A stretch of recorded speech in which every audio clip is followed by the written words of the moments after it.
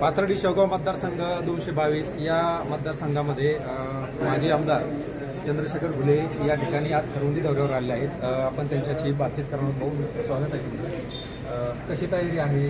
पहिल्यांदाच निवडणूक चिन्ह नसेल पक्ष निवडणूक लढत आहे, कशी तयारी आणि तो प्रतिसाद कसा? अतिशय उत्तम प्रतिसाद मिळतोय। संपूर्ण मतदारसंघाचा आमचा प्रचार दौरा झालेला आहे।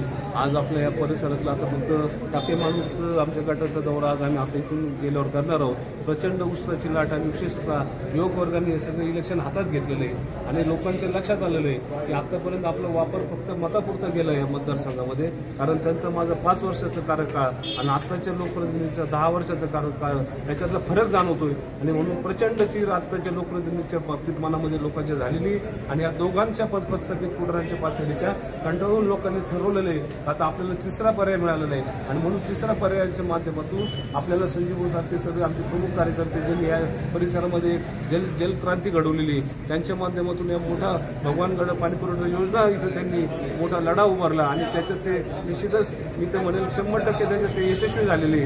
त्यांच्या माध्यमातून सुद्धा या परिसराचा कायापालट करण्याकरता आपण अपक्ष उमेदवारी केलेली आहे आणि तुम्हाला माहीत असेल माझ्यापेक्षा जास्त रिपोर्टही सांगतात की आता आपण या सगळ्यांमध्ये सगळ्यात आघाडीवर कोणतं असेल तर किटली आघाडीवर आहे अशा पद्धतीचं आज सध्या चालू आहे। खासदार शरद पवार हे शेवगाव तालुक्यावर आले होते। त्यांनी एक विधान केलं होतं, त्या विधानाची चर्चा मतदारसंघात भरपूर झाली की संविधान बदलणारे, शेतकऱ्यांची फसवणूक करणारे जो काही नॅरेटिव्ह सेट केला आहे भारतीय जनता पार्टीच्या विरोधात अशा प्रतिनिधींना निवडून देऊ नका, या विधानाकडे तुम्ही कसं पाहिलं? हे सामाजिक विधान आहे, राजकीय विधान आहे की कुणाला? मी मतदारसंघामध्ये अपक्ष म्हणून उमेदवारी लढवतोय। मला मतदारांचा प्रचंड मोठ्या प्रमाणात साथ आहे, याचं 100% परिवर्तन होणार आहे, त्याच्यामुळे मला कुठल्याही प्रकारची अडचण वाटत नाही।